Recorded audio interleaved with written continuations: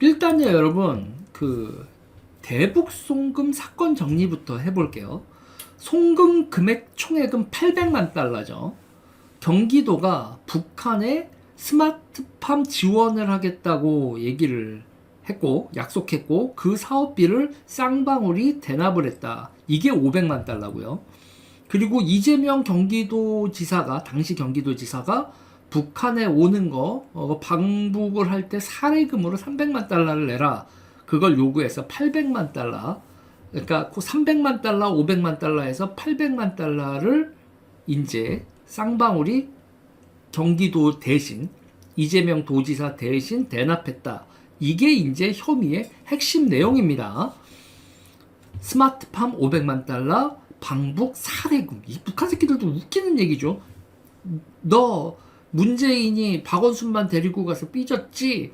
너 면 세워줄게. 그러니까 그 당시에는 박원순이 그렇게 허망하게 갈지도 몰랐고, 그리고 다음 대통령은 반드시 박원순 대 이재명의 대결로 보여지는 상황에서 그 남북 평화 무드에 박원순만 문재인이 챙기고 자기를 제끼는 상황에서 어떻게든 이해찬과 함께 팀을 만들어서 그 모습을 만들라고. 그래서 이해찬의 최측근 이화영을 평화부지사로 내정을 하고, 그 이화영이 북한으로 가게 하는 그 출구를 내게 하고, 이걸 이제 쌍방울의 돈으로 했다는 얘기죠. 800만 달러. 이렇게 되는 게 이 사건의 개요입니다. 이 사건의 개요고요. 자, 쌍방울이 이 800만 달러를 대납하고 각종 이권을 받았다. 이게 이제 제3자 뇌물죄죠. 이거는 이화영의 항소심에서 검찰이 이건 제3자 뇌물죄 해당된다고 추가 기소를 하죠. 이건 뇌물 성격이 있는 거다. 그냥 김성태가 그냥 부지사님 하시는데 저한테 뭐 주실 건 없고요. 제가 해결해 드릴게요. 이런 식으로 된 게 아니라 대가를 경기도로부터 이권을 받고 향후 이재명이 어떤 정치적 행보를 하느냐에 따라서 자기가 이권을 확보할 수 있다라는 기대감으로 이렇게 한 제3자 뇌물이다. 이게 이제 추가가 됐습니다. 요게 보면 이제 요게 이렇게 제가 이거는 기사를 보여드려야겠죠? 이렇게 보여드릴게요. 이거 4월 6일입니다, 여러분. 김성태 제3자 뇌물 추가 항소심서 공소장 변경 신청 이렇게 되어 있습니다. 제3자 뇌물에서 이거를 이 혜택을 공유하는 거는 그 당시에 이화영, 이재명 이렇게 봐야 되겠죠. 근데 문제는 얘네들이 끝까지 잡아떼고 있는 게 문제인데, 그리고 현재까지 이건 재판이 결과가 나왔죠. 이화영 전 평화부지사 같은 경우엔 징역 7년 8개월이 확정됐습니다. 대법원에서 확정됐어요. 그리고 지금 형을 살고 있죠. 대북 송금 및 뇌물 혐의에 대해서 유죄 판결이 내려진 상태입니다. 김성태 전 쌍방울 그룹 회장은 현재 항소심이 진행되고 있습니다. 그러니까 항소심에서 제3자 뇌물죄가 추가가 된 게 4월 6일입니다. 검찰도 나름 소신 있는 사람들 끝까지 버티고 있는 거죠. 그리고 1심에서는 2년 6개월을 받았고요. 그러니까 지금 이화영과 김성태의 재판을 통해서 이화영은 3심까지, 김성태는 1심까지 해서 이 돈을 북한에 보낸 실체는 어느 정도 확인이 된 거예요. 대한민국 사법부를 통해서. 근데 이거를 민주당 그리고 이재명 입장에선 뒤집어야 되죠. 자, 이재명 같은 경우엔 이재명이 2024년 6월에 기소가 됐어요. 진짜 2024년 6월에 기소가 되고, 그리고 이제 재판이 진행이 되는 상태였는데, 이거를 현재 대통령이 되면서 불소추 특권으로 취임 후 재판이 정지가 됐죠. 그래서 윤석열은 가만히나 있지. 진짜 대단한 윤석열이다 진짜. 상황을 머리 아파. 자, 일단 이화영 재판을 통해 사건의 실체는 어느 정도 규명이 됐다라고 제가 말씀을 드렸어요. 대한민국 대법원 법관들 그렇게 만만한 사람들 아닙니다. 없는 죄 만드는 사람들 아니에요, 여러분. 민주당 애들이 미친 소리 하고 있는 겁니다, 지금. 자, 그런데 여기서 결국은 원래는 쟁점은 800만 달러를 보냈냐, 그리고 쌍방울이 반대 대가를 약속받았느냐, 이게 쟁점이어야 되는데, 이거를 얘네들이, 그리고 또 하나가 있죠. 이재명이 연루되었느냐. 이건데, 이걸 얘네들이 다 뒤집어 엎어버리고 있는 거예요. 민주당의 특기죠. 비틀기. 자, 그러면서 이화영이 진술하도록 유도했다는 거죠. 여러분, 근데 이게 그 쌍방울 대북 송금 사건을 그 이화영이 진술하게끔 박상용 검사가 유도했다라는 얘네들이 주장하는 게, 여러분, 그 정도로 하면 여러분 제로베이스에서 생각해 보세요. 아, 저 사람이 없는 죄를 있게 만들어야 된다. 그러면 여러분 협박을 하든지, 아니면 뭐 어떻게 마취를 하든지, 최면수를 걸든지, 그 정도 일을 해야 되지 않겠어요? 그런데 그걸 했다라는 게 뭐냐면, 종이컵에 소주, 연어 덮밥과 연어 초밥. 여러분, 연어 덮밥, 연어 초밥에 종이컵에 담긴 소주로 진술을 번복하고, 자기가 본인이 7년 6개월 감옥을 갈 진술을 하고, 이재명도 관련되었다고 진술하는 그 대가로, 여러분, 연어 덮밥과 연어 초밥과 소주면 그렇게 사람이 해가지고 이재명도 관련 있어요, 이렇게 한다고? 아니, 그것도 말도 안 되는 얘기인데, 근데 그게 쟁점이 된다는 게 더 웃기는 거예요. 그리고 검찰 측에서는 수리 반입된 적도 없고, 그때 그 지정한 날짜, 그러니까 2023년 5월 17일 수원지검 1313호실 검사실 안에 그런 일이 있지도 않았다라고 법무부는 얘기를 하고 있어요. 그런데 지금 법무부는 그렇게 얘기하고 있는 건 아니고, 그 당시에 검찰하고 법무부는, 윤석열 정부 당시는 그런 일 없었다라고 얘기를 했어요.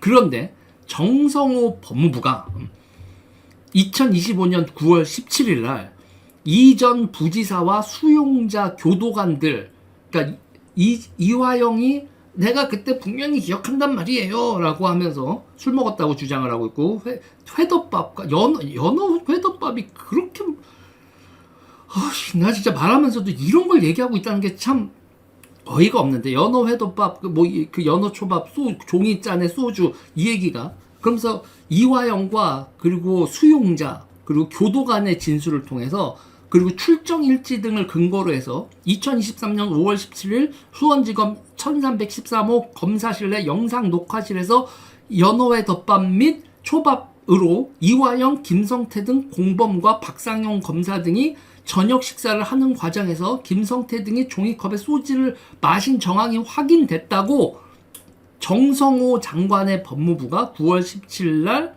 대검찰청에 감찰을 착수하라고 지시합니다. 그러니까 대검찰청에, 야, 법무부에서 확인을 했는데 거기 영상 녹화, 그러니까 여러분, 영상 이거 잘 들으셔야 돼요. 영상이 녹화됐다는 게 아니에요. 영상을 녹화하는 영상 녹화실에서 이렇게 먹었다라는 진술이 있으니, 그러니 대검찰청에서 감찰을 착수해라. 그렇게 진술한 사람은 이화영, 수용자, 교도관이었다. 이게 여러분 정성호 법무부의 이 감찰 지시의 근거였어요.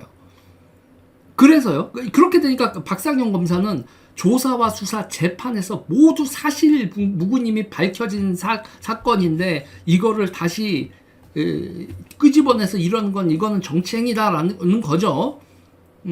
그런데 법무부가 조사 지시를 내리니까는 어떻게 해요? 검찰이 감찰 착수를 지시받았으니까 검찰은 감찰을 할 수밖에 없죠. 그래서 서울고검의 감찰부장 정용환이에요. 정용환 감찰부장이 팀장을 맡아서 인권침해점검 TF가 구성이 돼서 이 사건의 진상조사를 시작을 합니다. 그게 이제 작년 10월 달이에요. 그러니까 9월 17일 날 정성호가 감사해라고 지시를 하고, 서울고검 감찰부장 정용환을 팀장으로 한 인권 침해 점검 TF가 진상 조사를 시작을 해서 그래서 10월 달에 팀이 만들어져서 시작을 해서 결론이 어떻게 났냐? 10월, 11월, 12월, 1월, 2월, 3월 6개월이 지났죠. 6개월이 지났으면 어떻게 됐냐? 그럼 결과가 나와야 되잖아요. 결과가 안 나와요. 결과가 안 나와서 어떻게 됐냐? 2026년 2월에 TF 팀원들이 전부 다 전보가 되면서 사실상 팀이 해체가 됩니다.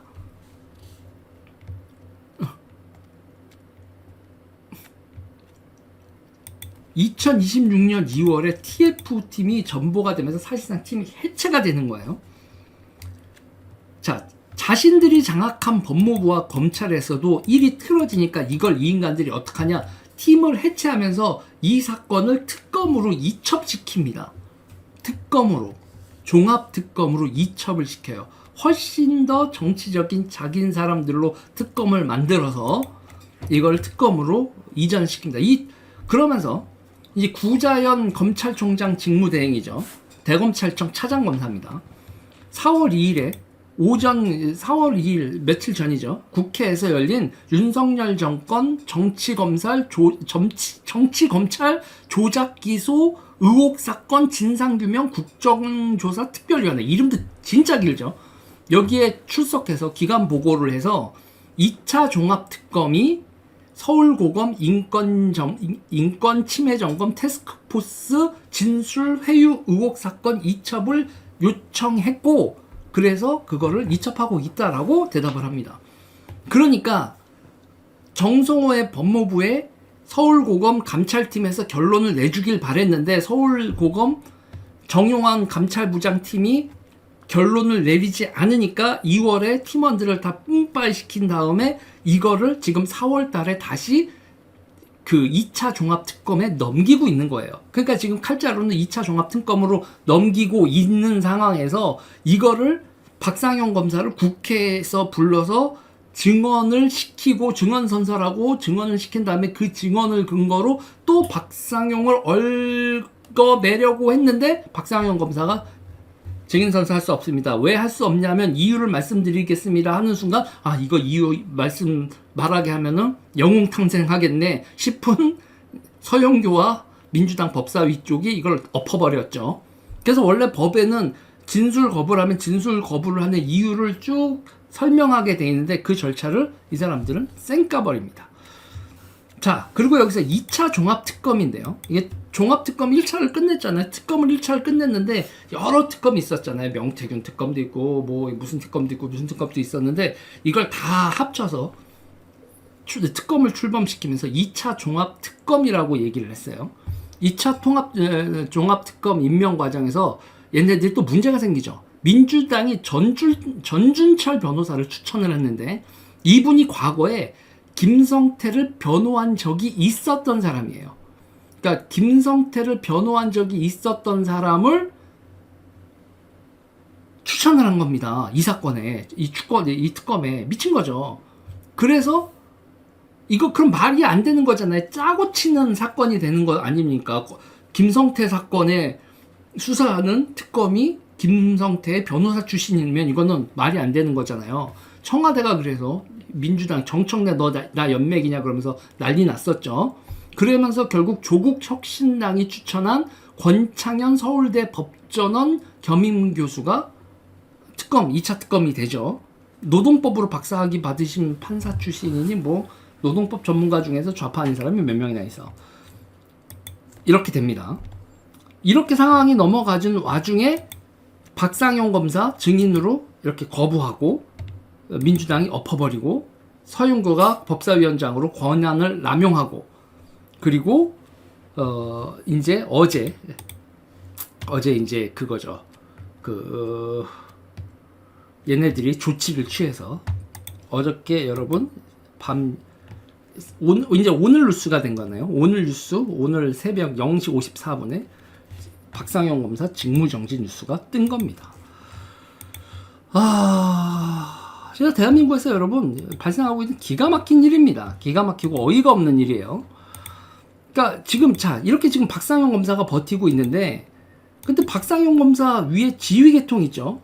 부장, 차장, 검사장, 대검부장, 대검차장, 검찰총장 전부 다 침묵 중입니다. 뭐 잡혀 들어가기도 하고 뭐 그랬죠. 그러니까 대한민국 전문가 시스템을 이거 좌파들이 이렇게 부시고 있어요. 좌파가 부시는 것뿐만 아니라 우파도 부시죠. 법조, 의료, 진짜 윤석열이 의료할 때 제가 진짜 기절을 했었던 게 이런 거예요.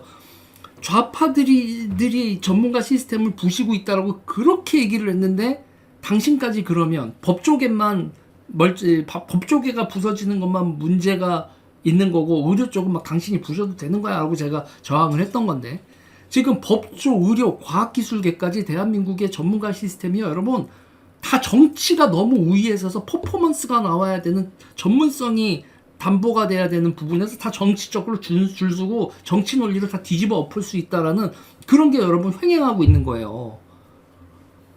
나라가 어찌 되려고 이렇게 되는지 정말 정치가 문제여도 너무 끔찍하게 문제다.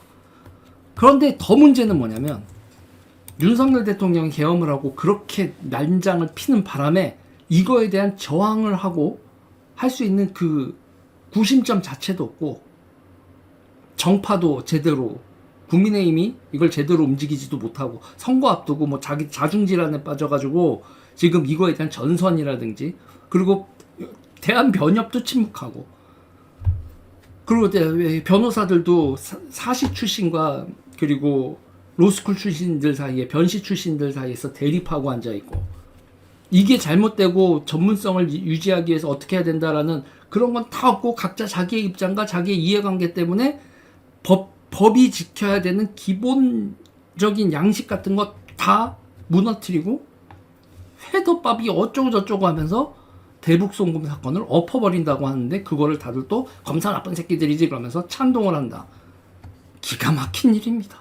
기가 막힌 일. 이 이야기 여기까지 하도록 하겠습니다.